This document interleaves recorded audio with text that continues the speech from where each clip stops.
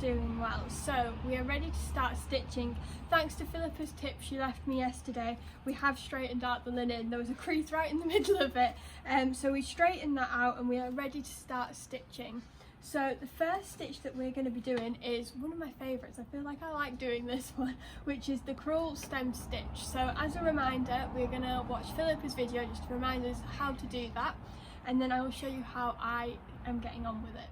Crewel stem stitch in a single thread. You could use double thread for this stitch, but make slightly longer stitches, about 1/2 inch in length.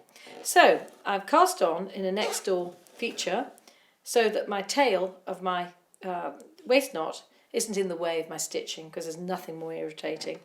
So come up at the beginning of your line and go down, and this can be anything up to about 1/2 inch with double thread, but with single thread that's going to be slightly shorter. So I go down to the proportion of the size of the thread as well as the curve of the feature. So as I go down with my needle, I'm using my second finger in my needle hand and keeping that on top of the frame. Then I bring my needle up from below and pinch with my thumb and my first finger. So bring that up and you'll find that your first stitch goes flat. Go down for the next stitch in the same length as the first stitch.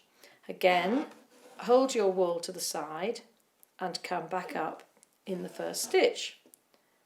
As you go round a shorter corner, then you might want to make your stitches slightly smaller. Now, as you can see, I'm stitching up and down using the same action, rather like a piston, as I do for the long and short stitch. So you don't want to stitch like that all day. So I've developed a technique where I actually turn my hand and tension the wool that way, and I find that works really well, particularly in this stitch.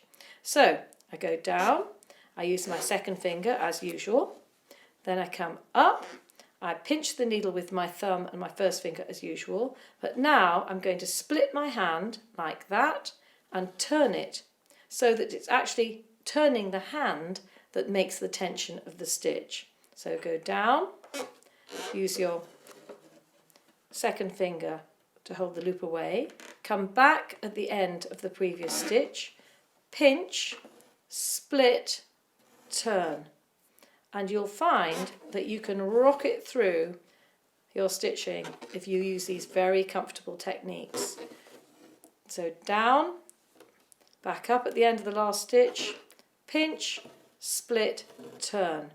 And I'm going to race down this side doing this technique.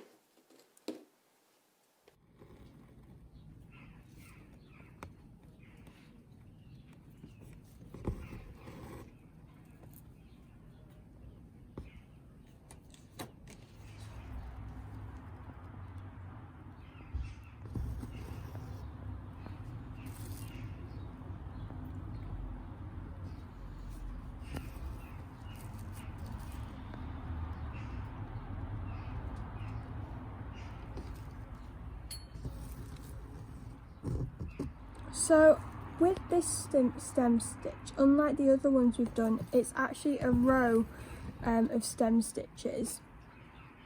And Philippa's advice is always start with the colour which is on the outside, and also make sure that you're always holding the loop to the outside and make sure it's going the same way as the curve. So that is something I'm doing.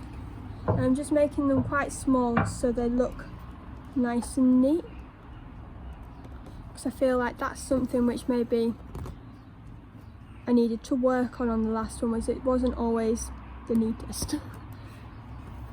So I'm going to finish off doing the stem stitches for the flower stems, and I will show you how I get on tomorrow, where we will also be doing the next stitch.